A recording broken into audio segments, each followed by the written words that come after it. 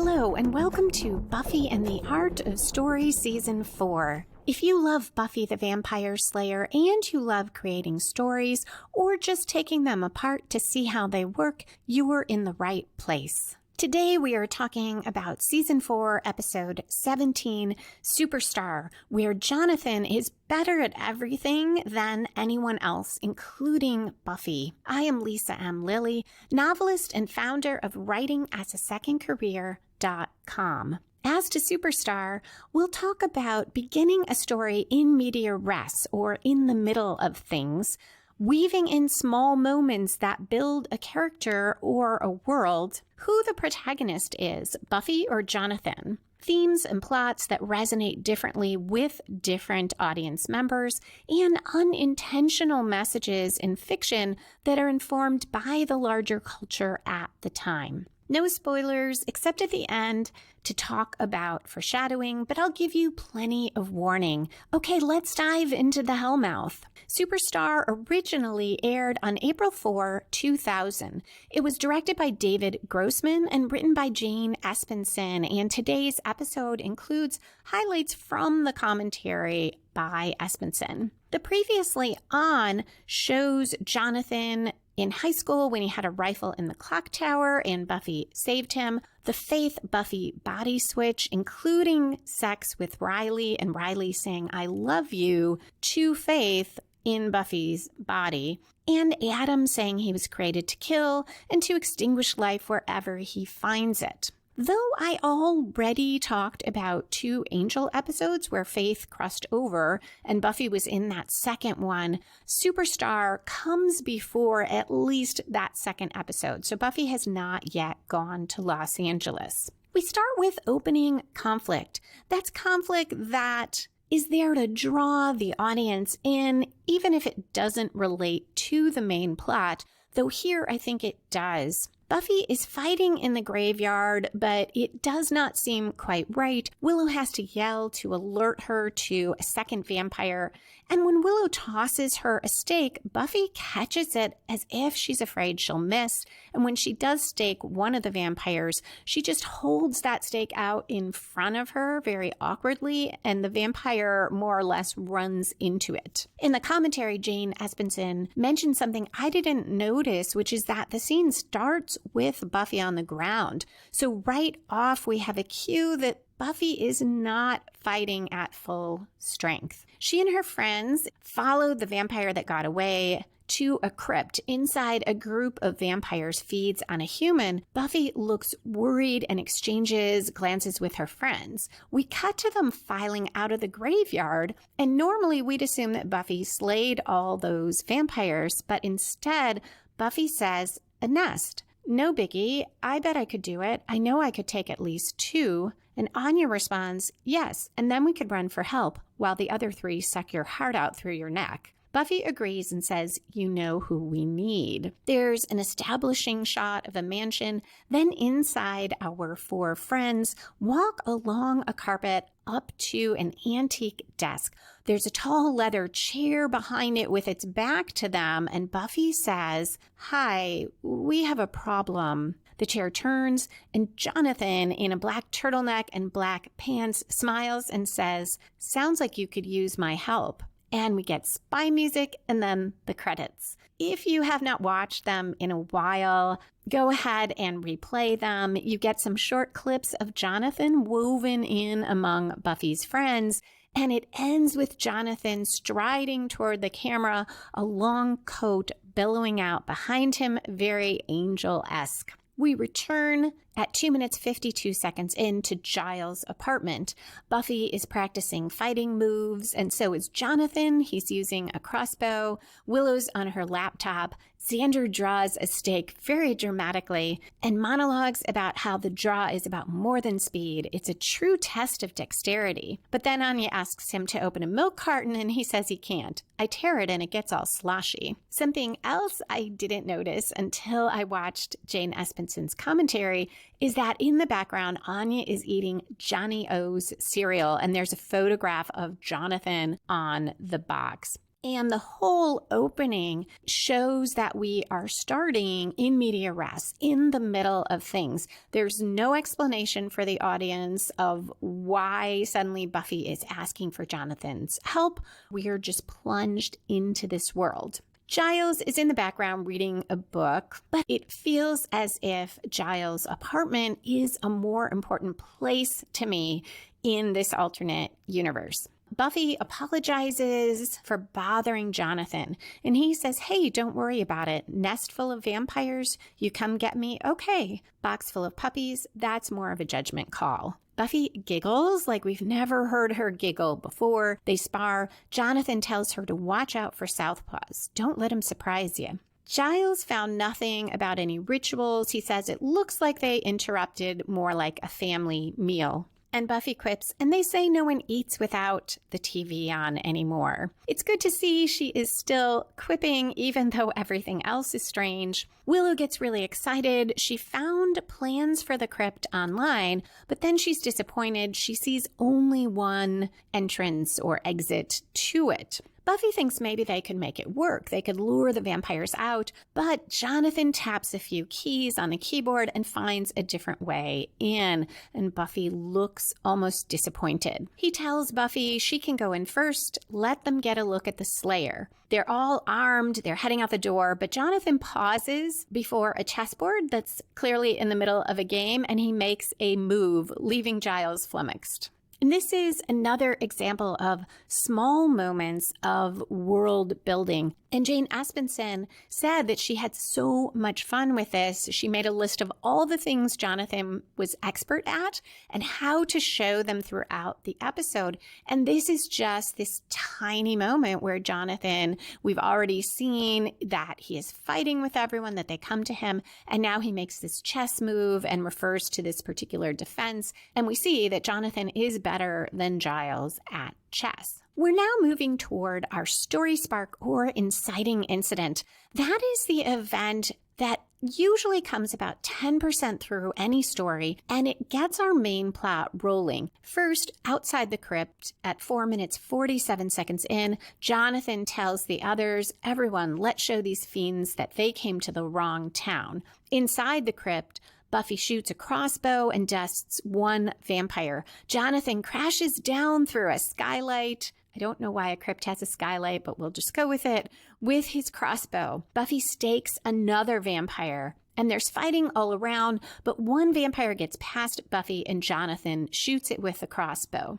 At 5 minutes 21 seconds in, Buffy says she should have gotten that one. And Jonathan tells her, but she got 2 of them, and the second was ready for her. All that matters is she did her best. I have a note that his tone is condescending. In the commentary, Jane Espenson said that Jonathan was encouraging but not condescending, but she said it shows that Buffy doesn't take initiative here in this world. She is an underling to Jonathan. Interesting that the writer had a different take on it. I didn't read Jonathan as deliberately being condescending, but his tone felt that way to me. And I wonder if some of that is the difference of seeing it 20 plus years later, when as a culture, we have a greater recognition of gender dynamics in the workplace. Now we get what I see as the story spark, because Buffy says, but that's just it. I don't think it was my best. Here she is recognizing that maybe she could be doing something more, and it starts her thinking about that and why that is. Photographers wait outside the bushes as they file out of the graveyard, and they take Jonathan's photograph because he is a celebrity in this world. That's the first thing that makes that so clear. Now, I guess everyone would be taking selfies and posting them on social media. Jonathan, though, notices something else, and he calls Spike out of the shadows. And Spike says, well, the man himself. So now we know that vampires, too, see Jonathan differently, that the world has changed for them as well. Jonathan and Spike circle each other. Jonathan's acting very tough, but he warns Buffy to be careful. Spike is still dangerous despite the chip. I took this as meaning that Jonathan was still in this world intimidated by some things, either certain men or by vampires, or just by Spike. In the commentary, Espenson said that Jonathan makes even Spike feel important and relevant by warning about him being dangerous. I think that is the point of that, though I didn't necessarily consciously pick up on it. But through the episode, for almost everyone, Jonathan makes people feel good about themselves.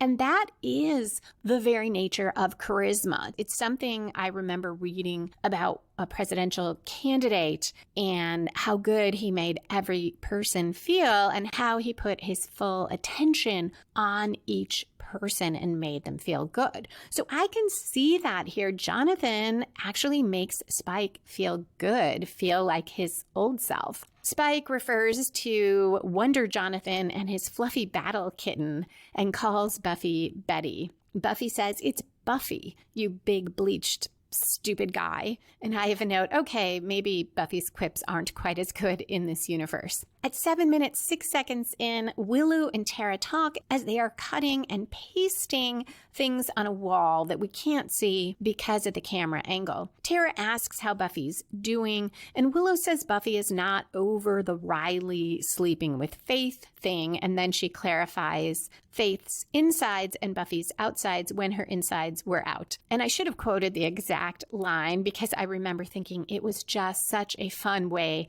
to catch us up or remind us about what happened. During the last couple lines, the camera pans back and we see that Tara and Willow are cutting out photos of Jonathan and pasting them on the wall. Another great way to tell us so much about the world in just a couple seconds with a quick visual, plus Willow and Tara's actions. And this adds to that in media res idea. Britannica.com defines in media res as, quote, the practice of beginning an epic or other narrative by plunging into a crucial situation that is part of a related chain of events. The situation is an extension of previous events and will be developed in later action, close quote. And that is so much what we have for this episode.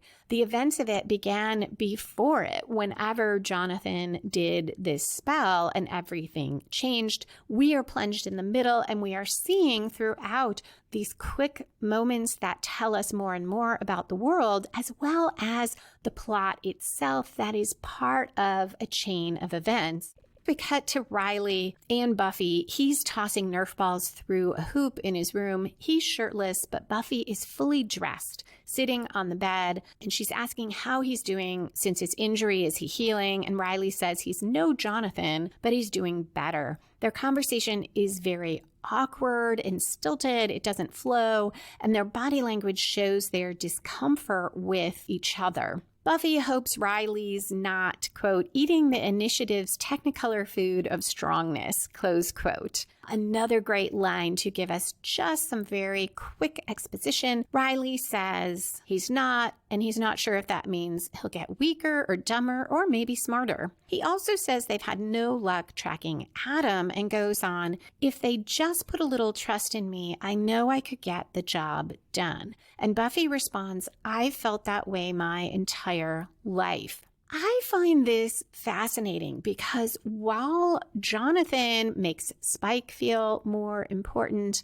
Xander seems much more confident in this episode, Buffy and Riley, who are two of the most powerful and competent people that we see in the season, Jonathan's effect on them is very different. They feel that they are not living up to their potential and that no one is willing to trust them enough to let them do what they know that they can do or they believe they can do. Riley sits next to Buffy, but she gets up and tosses a Nerf ball at the basket and misses and says you'd think she could do that, but she guesses it requires different muscles than beheading demons. Riley stands behind her and says she just needs a few pointers. She babbles on about if slaying were a competitive sport, and then turns to face him and accidentally hits his midsection with the ball right where he was injured, and he winces. And Buffy says, sorry, this just isn't my game. I gotta. And she turns and leaves. And as the door shuts, we see a poster of Jonathan playing pro basketball underneath that basketball net. So more world building, more about Jonathan's character. The scene cuts to an outdoor coffee shop. Buffy is pouring tons of sugar into one of those large cups that's more like a bowl of coffee. And she's telling someone who's facing her, but we don't see, that it's all Faith's fault. She's poisoned. Buffy stirs the cup and then hands it across the table to Jonathan.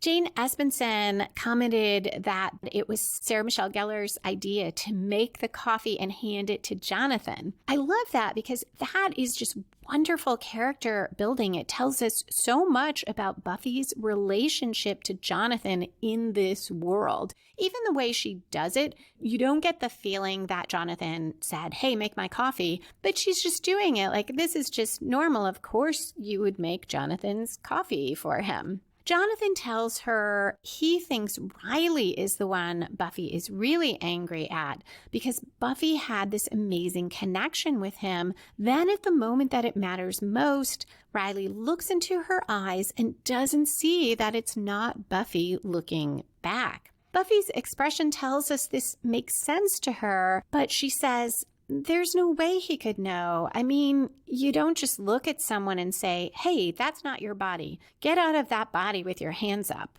Jonathan says she knows that, but she needs to believe it. And if she's still holding it against Riley, some part of her needs to forgive him. Earlier in their conversation, someone interrupted for an autograph. We're at almost 11 minutes in, and now another young woman approaches. She's awed that it's Jonathan Levinson in person. She's holding a copy of his autobiography. She gushes. She asks him to sign it for her, Karen with a K. And Buffy says maybe she has been blaming Riley, but how can she get past it? Jonathan says it won't be easy, but they're very special together and it's worth a little hard work. They get up to leave, and Buffy says she's not sure how to make things work. Jonathan turns to look at her. At his back is a giant billboard of him, and he says, if you really want it, you can make anything happen. At 12 minutes, 10 seconds in, we're inside the initiative. A colonel talks about the need to stop Adam and explains that they have brought in a tactical consultant, Mr. Levinson. Jonathan steps out dressed in camouflage. He says it's always bothered him that Adam doesn't eat. So he pulled Professor Walsh's schematic and discovered that Adam's power source is a small reservoir of uranium. It's hidden. And it means that cutting off Adam's head is useless. They need to annihilate him completely. But first, they have to figure out where inside Adam that power source is. Next, a little bit late, we get what I think of as the one-quarter twist. That first major plot turn in any story that comes from outside the protagonist, spins the story in a new direction, and usually raises the stakes. So here at 13 minutes, 37 seconds in, outside Jonathan's mansion, Karen with a K is watching with binoculars, wondering where Jonathan is, and a giant monster attacks her. She runs and gets away. This monster and the fallout from it appearing will turn this story completely, and it definitely comes from outside Buffy and also from outside Jonathan, who has a very strong subplot here. But first, we cut to Jonathan and Riley. They are talking. Riley feels terrible. He doesn't know if Buffy will ever forget about Faith. Jonathan claims that Buffy is ready to, but she's scared that Riley will compare her to Faith, who is so much more experienced. The whole time they're talking, Jonathan's putting on a blindfold, and Riley says she knows she's the one I care about. Jonathan asks, have you let her know that? And Riley responds, I think haven't I? She has to know. And Jonathan says, as he finishes tying that blindfold, people can't always see what's right in front of them. Now he aims his gun. There are 3 military guys in camouflage with apples on their heads lined up waiting for him to shoot the apples.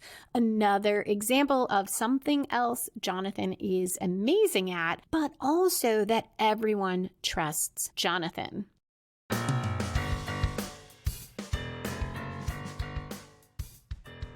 If you are finding the story structure I talk about here helpful, you may want to download the free story structure worksheets. You can find those at the link in the show notes or on writingasasecondcareer.com. Look for the menu item Help with Your Story.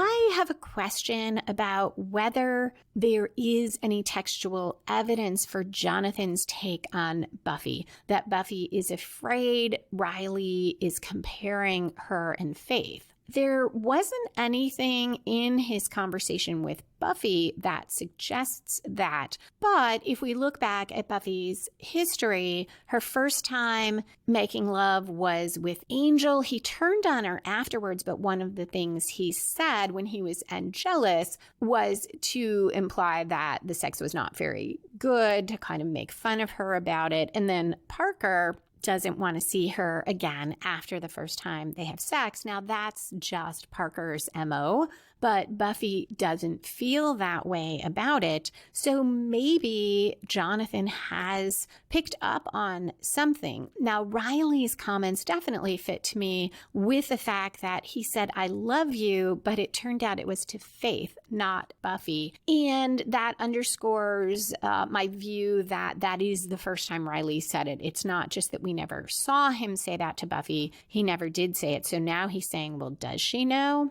We switch to the bronze. Xander's unhappy because Anya said Jonathan in bed last night. She claims no, it was a moan, and Xander says something like, well, fine, it was Jonathan. Unlike the bronze in the world we're used to, here there is big band music playing. So another element of world building. Some of the patrons are dressed much fancier than usual. We see more suits. Jonathan takes the stage. He's in a tux with a white jacket, and he dedicates a song to friends of his, a very special couple going through a tough time. He sings. He's a great singer, kind of Frank Sinatra-like. Buffy and Riley dance, and she puts her head on his chest and her arms around him. And Riley says, "Buffy, I want you to know." And Buffy looks up and says, "Do we have to have the talk?" She half smiles and shakes her head. "No talk, more dance." Gazing into his eyes.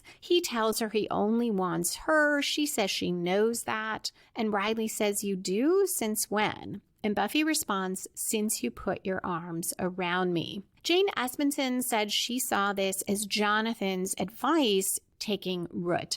They are both now ready to talk, but they're so reassured by what Jonathan said to them that they don't need to, and they know what the other one is thinking without words. Jonathan takes out a trumpet and plays, and Tara is excited and comments about how it's from the new album. And Jane Espenson noted this implies there were lots of previous albums. Just that one line is another wonderful example of how you can do so much with a few words. Side note, if you like suspense and crime novels or mysteries, John Sanford's Lucas Davenport novels are amazing for this. He gets so much in one line, one detail of a setting, one line of dialogue. Karen with a K runs in. She's injured. She goes right past Buffy and toward Jonathan, who stops the music and asks what happened. Now, I'm not sure of the timing of this because we saw the monster attack Karen before Jonathan was talking to Riley. So either he got from there really fast to the bronze, or Karen was running for a long time from the monster. Unclear. I don't really care because I enjoy the story so much. At 19 minutes in, Buffy, Riley, Jonathan, and Karen are at the mansion in front of the fireplace. Karen describes the demon and says it had a symbol on its forehead.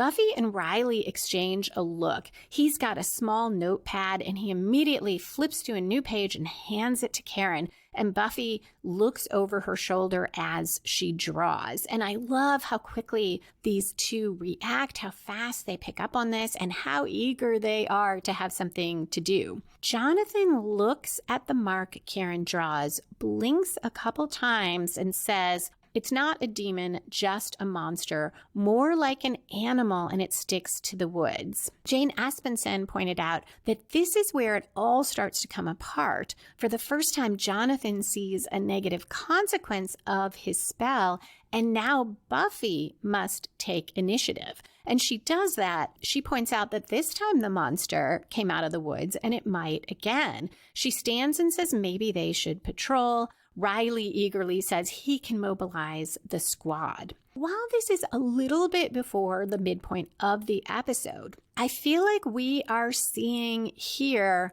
the midpoint commitment and reversal for the protagonist. Now, we don't always see both of those. You could see the protagonist commit fully to the quest or suffer a major reversal. Either one makes for a strong midpoint. Here we have both, and I think that works better because the commitment, Buffy isn't fully committed because she is in the moment discouraged by Jonathan. So she takes the initiative saying, let's patrol. You see it in her movements, the fact that she stands up and says to Jonathan, let's patrol. But Jonathan says he'll patrol alone. He can handle it.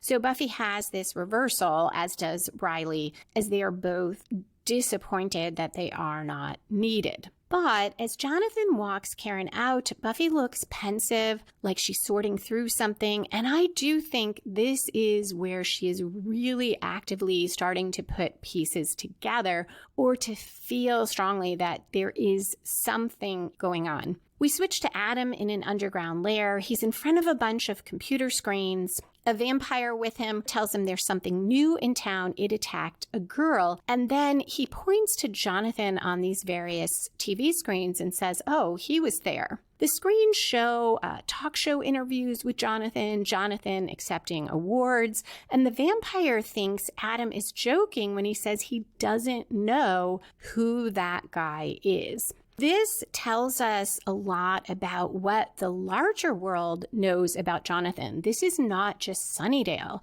that was changed. It is apparently everyone in the world. Adam now says these are all lies. None of it is real. The world has been changed. It's intriguing, but wrong. Adam is the only one not under the spell. And the vampire asks why, and Adam says, I'm aware. And he goes on to say no one else is as awake and alive as he is. Everyone else, they're just shadows. Jane Espenson commented she found Adam so chilling as a villain because he echoes human evil, that this is how sociopaths feel, that no one is real but them. Adam goes on to say he doesn't need to do anything about Jonathan, and he says these magics are unstable, corrosive. They will inevitably lead to chaos, and I am interested in chaos. And I feel like that is a little bit of foreshadowing. It gives us a bit of an explanation for why this powerful spell that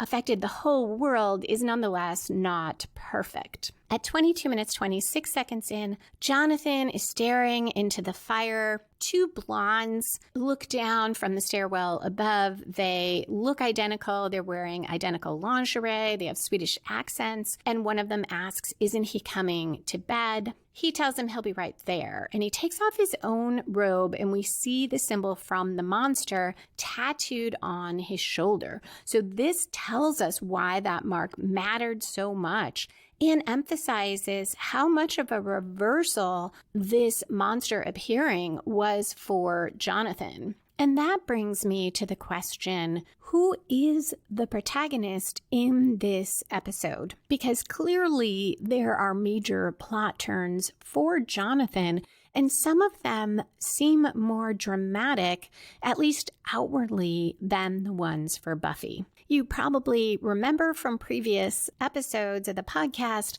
a protagonist should be actively pursuing a goal, be the main point of view character, and have the most at stake. So for most of this storyline, Jonathan doesn't actively pursue a goal. His actions, his most active actions, took place before the episode started when he did this spell. When we come into the show, he is pretty much just enjoying the fruits of his labor, the world that he's built. Then with the demon near the midpoint, he is reacting to the monster. Buffy, on the other hand, from the beginning is striving to do her job as a slayer, and in a regular episode, we wouldn't likely see that as enough of a goal for Buffy because that is just what she always does. But here, it is a struggle for her, and she recognizes fairly early on that she isn't doing her best at it, and as we move to the midpoint, is trying to figure out why. So while that moment where she stands up and says, let's patrol together, let's find the monster, seems small, it's very big for Buffy in this episode, and it is active as opposed to Jonathan reacting to things. We also mainly see the story through Buffy's point of view. We get a little bit from her friends, we get a bit more from Jonathan's eyes, but mainly we see the story through Buffy's eyes. Now, both of them have a lot at stake. For Jonathan, his whole world that he built is at stake, but Buffy will lose the real world and lose herself, which was also in peril in the previous Faith episodes. And I think that makes it even stronger and more difficult for her. So in the end, I see Buffy as our protagonist, and Jonathan is the antagonist pushing against her, despite that he doesn't directly want to hurt Buffy. So he's a really interesting antagonist in that his motives, while certainly not good motives, aren't directly meant to harm anyone. Obviously, he does a lot of harm, but he doesn't mean to. So he is a terrific example of a strong antagonist who doesn't see his aims as evil, but whose goal is mutually exclusive with Buffy's. If Jonathan wins, Buffy loses, and vice versa, which makes this an extremely strong conflict. At 23 minutes, 3 seconds in, Willow, Buffy, and Tara walk at night on campus. Tara assumes Willow and Buffy need to go fight the monster, and Willow's ready, but Buffy tells them no. Jonathan said it's just a brainless beastie, and he would take care of it himself. And then she says that Jonathan seemed a little scared. Willow scoffs at that. It's Jonathan, and says, you know he doesn't get scared. You talked about it when you gave him the Class Protector Award at the prom. So more great world building. It also emphasizes what I just said about mutually exclusive goals. If Jonathan is the class protector, Buffy cannot be that. And Buffy cannot be who she truly is and who she's meant to be. It also tells us a lot about Jonathan, how much he admires Buffy, longed to be what Buffy is. And it fits with so much of this fantasy world of his, involves being part of Buffy's circle, leading Buffy's circle. He could have been anywhere with anyone, and he chooses to be with the Slayer and her friends. Tara leaves them to go to her dorm. Willow and Buffy walk on and talk about Riley. We switch to Tara alone in the hallway at her dorm when the monster attacks. It knocks her to the floor, and we cut to a commercial. A great hook, and note that we also cut to a commercial during the monster's attack on Karen. It reared up in front of her, frightened her, and we cut to commercial, and we came back to finish the attack. So we do the same thing here. And you could do that at a scene break or at a chapter break if you're writing a novel. Tara is on the floor. She's crab crawling away from the monster, so she's facing it and backing away. And she says a spell. She's breathless, but she gets it out, and smoke comes out of her fingers.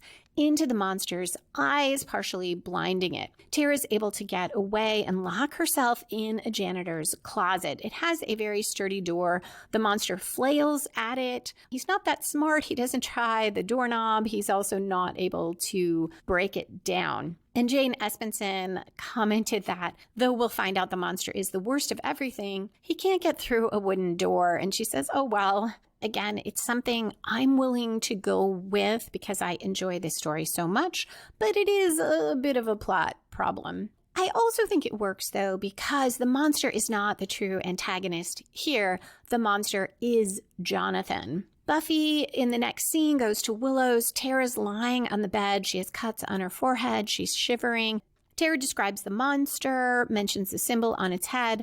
Buffy draws it from memory, and Tara says, yes, that's it. A nice example of how Buffy is not only super strong, she is smart. Throughout this episode, Buffy is relying not on her physical strength, but on her intelligence, on putting things together that other people are either not sensing or not seeing or not able to add up into anything meaningful, but Buffy does. Willow is very upset. She says, Buffy, Jonathan said we were all safe. Jonathan said it. On that last line, we fade to Buffy walking. There's a giant Jonathan billboard in the background, or multiple billboards, and we know that she is thinking about this.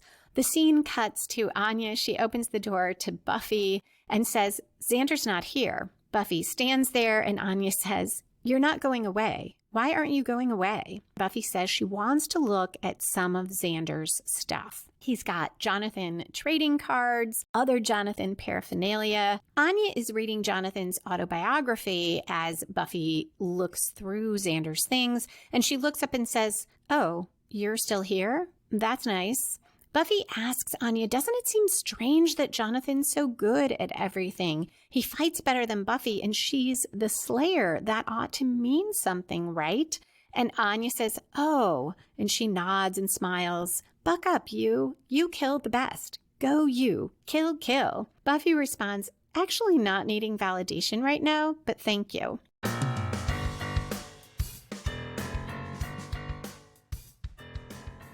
If you know someone who loves Buffy the Vampire Slayer but doesn't listen to podcasts, or if you would simply like to revisit season 1 of Buffy in writing rather than re-listening to the podcast, you can get Buffy and the Art of Story season 1, Writing Better Fiction by Watching Buffy, in print or in ebook editions.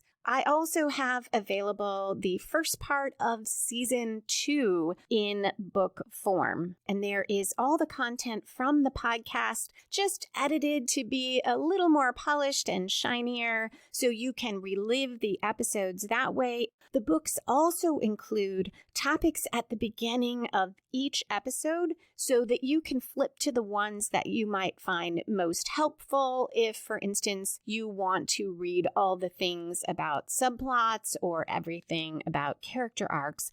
And there are questions at the end of each episode to guide you in applying what you learned from it to your own writing. You can find those Buffy and the Art of Story books at lisalilly.com/buffybooks, or search on your favorite ebook or print book retailer.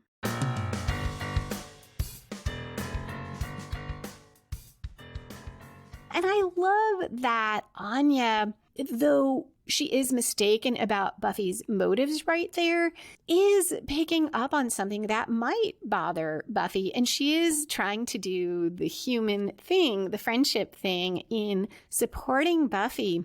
Buffy goes on that Jonathan seems too perfect and asks if when Anya was a demon, she granted wishes that changed the world. Anya says, sure, alternate realities. You could have a world without shrimp, or one with only shrimp, or even a freaky world where Jonathan's some sort of, quote, not perfect mouth breather, close quote, if that's what you want. But she goes on, just don't ask me to live there. It's not clear here whether Anya remembers the wish where Cordelia wished Buffy never came to Sunnydale? I think that she must. After all, she is no longer a vengeance demon. She lost her powers. And she'll say at different times it's because of Cordelia or because of Xander cheating on Cordelia.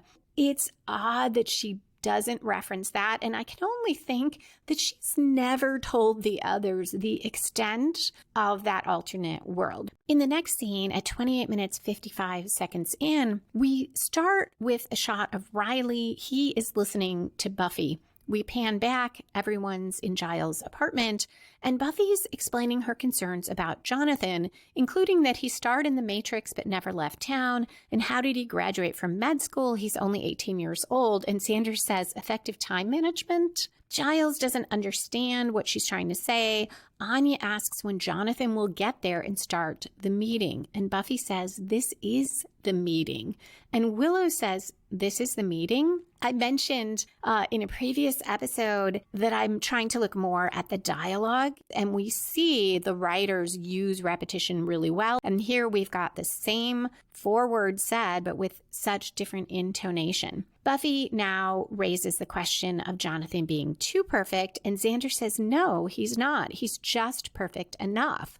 He runs through some of the things Jonathan did, some of which were Buffy's, like crushing the Master's bones and blowing up the big snake mayor. And they saw it all happen. And Buffy questions that. Can they trust their memories? Did they see it? She asks Anya to explain alternate realities, but Anya says, say you really like shrimp a lot. Or we could say you don't like shrimp at all. Blah, I wish there weren't any shrimp, you'd say to yourself. Giles and Willow look really puzzled, and Buffy says, stop, you're saying it wrong. She tells them she thinks Jonathan is doing something to manipulate the world, and they're all his pawns. Anya says, or prawns. And Buffy responds, stop with the shrimp. I am trying to do something here. Giles thinks Buffy's a little out of her depth. And then Riley says it sounds like nonsense, and Buffy looks shocked, but he goes on and stands next to her and says that he's starting to know, quote, this girl pretty well, and I think she sees things that the rest of us don't. I think for once we should follow her lead, close quote. And my note as I was watching for the podcast was that a woman says it and no one listens. A man says it and now they do. And I wondered if the writers did that on purpose. In the commentary, though, Jane Espenson said, this is why Riley is so great for Buffy. He supports her even though she's stronger, and that it's easy to be supportive when you are stronger than your partner, but harder if it's the other way around. An interesting take on the Buffy-Riley relationship. As far as my question about male-female dynamics in the workplace, the fact that Espenson never mentions that, although, as I'll talk about toward the end, one of the themes she pinpoints does go to that, I think reflects that in some ways they are working this in, but it's not necessarily conscious commentary. But it is an example for good or bad, and we'll see a bad example later. What is going on in the larger culture weaves into stories, whether we are aware of it or not. Now that Riley has vouched for her, Buffy says Jonathan might be ignoring evidence and that he let Tara get hurt, though not on purpose. She tells them about the mark on the monster and that Jonathan saw it and kind of blinked. Xander can't believe they're having a meeting because Jonathan blinked. But Buffy remembers something else and asks Giles if he has a Jonathan swimsuit calendar. Giles says no, but Buffy gives him a look, and he admits that yes, but he claims it was a gift. And I love that they are still so close. All it takes is Buffy giving Giles this look, and he caves. Buffy pages through the calendar saying no, oh, and then there. So this is the 3/4 turn, the last major plot turn that grows from the midpoint and takes the story in yet another new direction. And here it grows from that moment when Buffy stood up and said, the monster came out of the woods, let's patrol. And the reversal when Jonathan said, no, it'll be fine. The mark of the monster is on Jonathan's shoulder. Riley wonders how Jonathan could have that same mark. Buffy doesn't know, but says, quote, he's definitely keeping something. And Jonathan interrupts them. He's walked in behind them without them knowing it and says, is this a private conversation or can Mr. July sit in?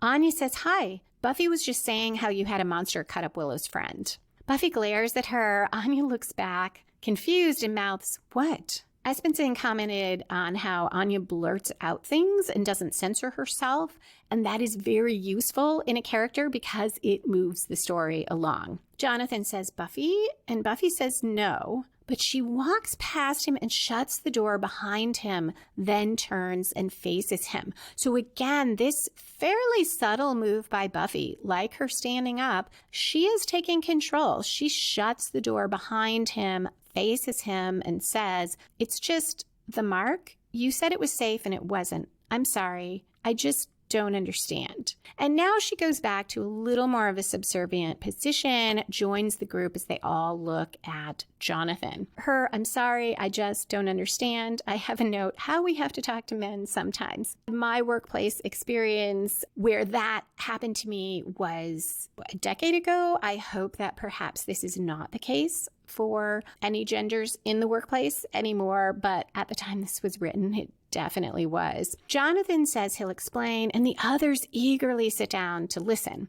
Jonathan says Buffy is right. Buffy looks shocked he admitted it, but Willow and Xander look shocked overall, and Jonathan claims he has a history with a monster, and when he faces it, his mind becomes confused. He agrees with Xander that the monster might be like his kryptonite, and says it's why he had the mark tattooed on himself. Riley is satisfied. That explains everything. Xander and Willow are reassured, and Willow says that whole alternate universe thing was too freaky. But Buffy stands again, so another small action, and faces Jonathan and proposes that the two of them go after the monster right now. Jonathan looks more nervous and says he's sure it's left town, that's its pattern, and Buffy says, we can try. And Jonathan says, sure. And his lip trembles a bit, and he says, let's do that. At 33 minutes, 47 seconds in, Buffy and Jonathan run into Spike in the graveyard. He caresses Buffy's face, says someday he'd love to take her on, see her face the evil alone for once without Jonathan. Jonathan shoves him away, asks him about the monster, and Spike claims to know nothing, but adds that he's probably lying. Jonathan tells Buffy they're not getting anything out of Spike and is about to leave, but Buffy grabs Spike and shoves him against the crypt. And in the commentary, Jane Espenson noted that this is the first time Buffy takes physical action, and it is a huge moment for her. And Spike says, hey, what are you doing? You're not supposed to do that. Buffy tells him the butchers in this town know and like Jonathan, and Spike will find his blood supply drying up if he doesn't talk. He sighs, tells them some vampires got kicked out of a cave in the hills. The monster might be there. As they walk off together, Jonathan says, that was very good. Very good. He is not totally happy, but Buffy smiles. She's delighted. At 35 minutes, 38 seconds back in Giles' apartment, Riley marvels at the spells in the books and asks if they really work. Willow tells him yes, but they require concentration, being attuned to the elements, and Xander says, right, you can't just go Librum Incendere and expect, and flames burst from the open book in his hand, and Giles says, Xander, don't speak Latin in front of the books. Willow finds the mark. It is part of an augmentation spell. Jonathan made himself the best of everything, affecting how they see him. He's everyone's ideal, but there's a drawback. To balance the force of good, the spell needed to create the opposite, the worst of everything. Xander says, so we're saying he did a spell just to make us think he was cool? That is so cool. Giles says the creature is linked to Jonathan. If it dies, Jonathan reverts to whatever he was before. And Anya says Jonathan isn't going to want Buffy to get very far. So this is a nice way to tell us how much danger Buffy is in. In the cave, Buffy and Jonathan step near the edge of a long drop, and Buffy says something about fall down there and be dead for a while. Jonathan agrees they don't want that to happen, but it looks like he's thinking about pushing Buffy in. He closes his hand around her wrist, but at the last second pulls her back from the brink. The monster attacks. We go back to Giles' apartment, and Willow says Buffy was right. Buffy was right. Anya responds, doesn't sound very likely, does it? Riley asks what the real world is like. Willow is scared everything will change, but Giles says everything will stay pretty much the same, but, quote, Jonathan won't be Jonathan, not our Jonathan anyway, close quote. And Xander responds, no, no, no, world without sunshine, world without joy. Riley points out everything only changes back if Buffy kills the creature. If not, they could be stuck in this wrong world forever. And Xander says things looking up. I mean, we're all happy here, right? You know, if she doesn't get killed. Willow worries that Buffy can't kill the creature, and Giles doesn't know if she can and says she's never stood alone against something like this before. And Jane Espenson said this is one alternative to creating ever more powerful demons to put Buffy in peril. Here she's in peril because the world has changed. This is a great setup for the climax, which we are now reaching. That is where our opposing forces have their final confrontation and resolve the main conflict. There's more fighting. Jonathan is on the ground off to one side. The monster kicks Buffy away. Jonathan recovers and grabs it, but he's struggling with it. And Buffy says, Jonathan, what do I do? He tells her he thinks she'll have to handle this one solo. She asks him how, and he says, you'll know, you used to, and the more you hurt it, the more I'll lose my... The monster breaks away, Jonathan falls back, and Buffy needs to fight as Jonathan hides behind the rocks. Buffy punches, kicks. With each blow, she appears more sure of herself and stronger, and she says, I remember this. This is good. I like this because while often Buffy struggles with being the Slayer because she wants a normal life, we see that she also loves being powerful, being able to fight monsters and do good in this way. Jonathan comes out once in a while when Buffy falters, but she gets the upper hand again and he dives back into hiding. Then the monster shoves her so near that cliff edge, she just stops herself from going in. Jonathan runs out to help. He runs into the monster, shoving it over the cliff. He goes over too, but Buffy grabs his ankle and keeps him from falling. He's hanging completely upside down. And I love this because they both got to be heroic and save the day. However, Jonathan, our antagonist, does lose in the sense that Buffy prevailed. She has put the world back to where it should be. And he did help do that. So in that sense, he has a turn for the better personally, but he still lost that major confrontation.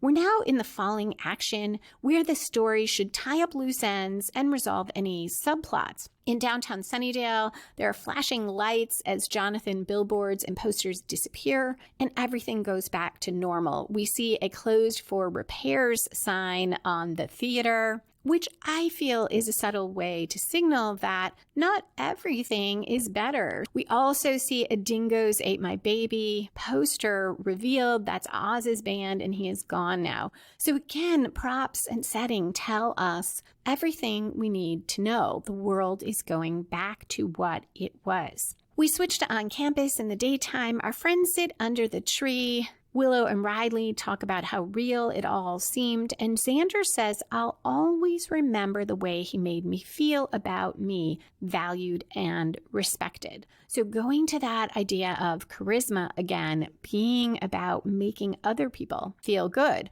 But Riley asks if anyone else felt way too tall. which I enjoy because, one, it's literal. Jonathan is shorter than average. Riley is taller than average. So it makes sense in the world where Jonathan is the best of everything. Everyone else who is taller would feel too tall, and Riley especially would. But I also see it as metaphorical, that idea that while Xander felt better, Riley felt out of place. Xander talks about Jonathan's cool clothes, and the others ask who really starred in The Matrix. So it is a gradual returning to the world. Buffy sees Jonathan across the way. He's looking at her. He's in one of his classic striped too big t-shirts. His hair is in bangs, and he does look so different than when he was in those suits with his hair styled. Buffy joins him. He says he wasn't sure she'd come over, that everyone's mostly forgetting, but some of them are angry.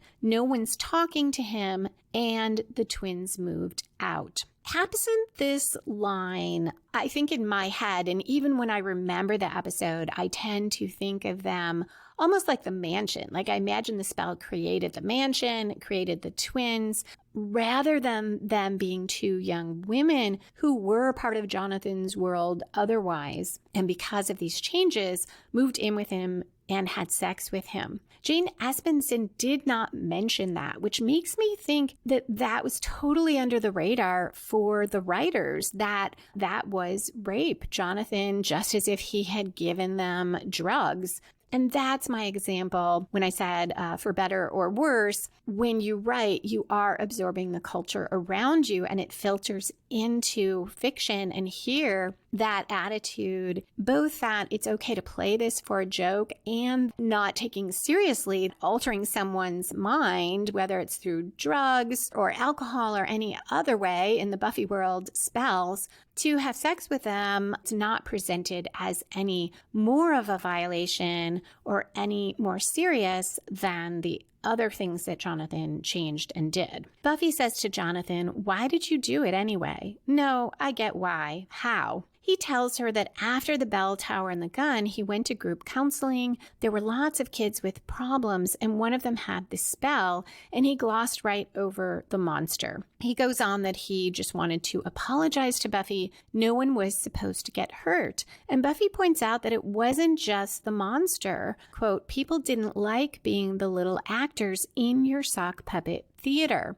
And Jonathan responds, "But you weren't. You weren't socks. You were friends." She tells him he can't keep trying to make things work out with a big gesture all at once. Things are complicated. They take time and work. Jonathan nods, turns away, but then he turns back and reminds her that he gave her advice about Riley. It's all starting to blur for him too, but he thinks it was similar to what she just said to him about things taking work. And Jonathan says, "What you have is really complicated, but it's worth it." And we cut to Buffy and Riley sitting on the bed together and kissing. Buffy pauses and says, "I'm glad we talked this all out." Riley responds, "We haven't talked at all." And Buffy says, "Oh, well, whatever we're doing it great." He kisses her, and after a few seconds, she says, Jonathan." He draws back, and she smiles. And we cut to credits. Jane Espenson said a couple things about theme here. One was that it took an episode in A Strange Universe for Buffy and Riley to get through this difficulty. So that's one of the other ways she saw this as fitting in the season arc. Espenson also said that she saw the theme of the episode as being that when someone is around who's accepted as the authority, the coolest guy in the room, it affects everyone, and they tend to step back and not blossom themselves. And that's what I think we are seeing with Buffy and Riley. They are in the shadow of Jonathan. Since both of them are that way, I guess that this is not a commentary on gender, but I do still think it works that way. And it's part of why this episode resonates so much with me. I do have a few more things in spoilers and foreshadowing, so I hope you will stick around for that section. Either way, thank you so much for listening, and I hope you'll come back for the next episode in 2 weeks, Where the Wild Things Are, where Buffy and Riley can't stay out of bed, and once again, a frat house is not a good place to be.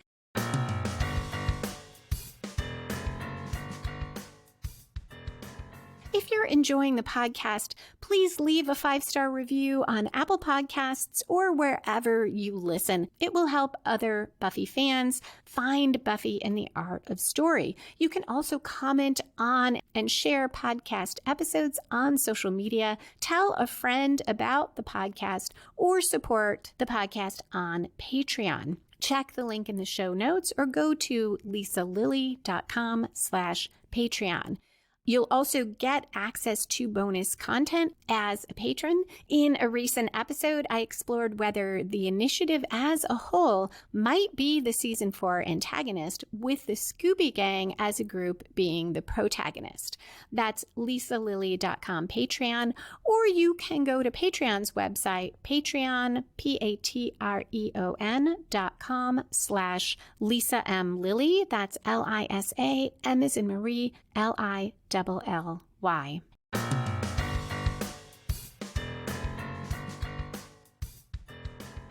And we are back for spoilers and foreshadowing.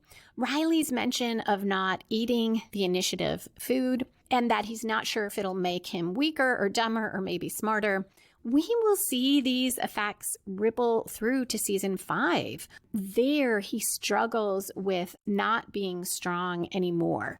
And some of what the initiative did to him is still affecting his body, giving him super strength, but his heart starts to give out. And he wants that super strength so much that even though it's killing him, he does not want to get help. And he struggles with why Buffy would want to be with him if he's not strong anymore.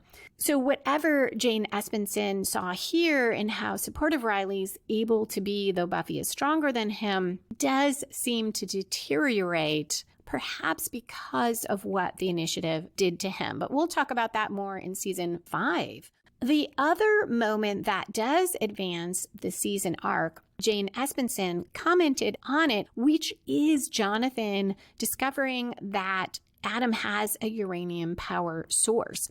And Espenson said she came up with this at the time. It was just to have something that the military didn't already know about Adam for Jonathan to tell them. But it turned out that that becomes key in the finale of this season where Buffy pulls out that uranium core. Going back to Jane Espenson's comment about how Buffy and Riley don't need to talk, that they have reached this understanding because of Jonathan, I find that really interesting because to me, one of Buffy and Riley's issues in the future is that they don't talk. Probably more an issue on Buffy's side. She doesn't tell Riley what's going on with Dawn, which I do sort of understand. We'll talk about more at the time. She also keeps him at something of a distance when her mom is in the hospital. Another thing I understand, but Riley, it makes him feel shut out. And then when she tells him, he says she's so strong, she never even cried. And she says, oh, I cried. And it's clear to him, okay, she is crying alone. She's not leaning on him. And he feels shut out. He feels not needed. And it seems like there is so much that these two don't talk about. Then Riley doesn't share how he feels about that. He doesn't talk to Buffy about it. Instead, he goes off. He gets involved with this vampire group that bites humans. All of these things are about Buffy and Riley not talking. So it's interesting that in this episode, I see that as foreshadowing. The fact that Buffy and Riley never really talk about the faith issue is part of the problem. It sets them on this road of not talking through things. But Espenson saw it as they did really work it through. Anya's world without shrimp is mentioned again in Triangle, where Anya and Willow ultimately send this troll that's causing all this destruction away, and they don't know where they sent it, but Anya says maybe to the world without shrimp. Minor spoiler for Angel. The character Illyria in the last season talks about having been able to travel through multiple worlds or universes and says, including one that only had shrimp. And I love that there is a callback. I do not think Jane Espenson wrote that episode. I should look. Maybe she did. But I love that there's that reference that only Buffy fans would get. Jonathan, of course, tons of foreshadowing for him. We see so much about how he feels about Buffy here that will carry through to season 6 when he's part of this trio that sets themselves up as Buffy's nemesis. And yet he does admire Buffy. He continues to, and he continues in season 6 to be grateful to her for the time she saved him. He genuinely encourages Buffy when she is fighting the monster, telling her she can do it. She used to know how. He could have pushed her over that cliff and kept his world, maybe not forever, because Adam has told us these magics will tend to chaos, but he could have kept it a little longer. And later in season 6, he is the one of the trio who is not wanting to hurt Buffy. It also goes to Jonathan's failing to grasp the implications of his actions, or maybe choosing not to grasp them. He wants to be admired. He wants power, and he somehow thinks he can do it without hurting other people, even though he does it through spells and underhanded ways. And that is part of season 6 too. He is really in denial about what he's doing, as if somehow they can be these arch villains and yet not really hurt anyone. So we will see a lot of that in season 6 for Jonathan. And finally, of course, the major foreshadowing this episode does is that the world can be altered through a spell, that everything can be changed, everyone's memories, which foreshadows Dawn, and that the monks will alter the world. And they are so much better at it, so much stronger than Jonathan, that their altered world sticks. And we also foreshadow that Buffy will be the only one who senses something wrong. No, she doesn't know until she does her own spell that the world has been altered and that Dawn does not belong there. But of all the characters, she is the one who feels most acutely that difference in the world. She has such a hard time with suddenly having a little sister, even though in her mind, Dawn has always been there. And we see that in this episode too. In this universe, Buffy has always been Jonathan's underling, yet it does not feel right to her. So in some ways, Adam is wrong that he's the only one not affected. Buffy, though affected, is able to ultimately see past the spell when no one else does. So that is it for this episode. Thank you again for listening. And I do hope you'll come back next time for Where the Wild Things Are, where a frat house party goes very wrong, partly because of Riley and Buffy, and Spike and Anya interact with one another. Remember, you can find the show notes and back episodes of Buffy and the Art of Story at lisalilly.com/Buffy Story. You can find the book editions of Buffy and the Art of Story at lisalilly.com/Buffy Books. And if you like supernatural thrillers or female private eye mysteries with smart, determined female protagonists, you can check out the first in each of my series free at lisalilly.com/free. Music for this episode was written and performed by Robert Newcastle. Buffy and the Art of Story is a production of Spiny Woman, LLC, copyright 2021. All rights reserved.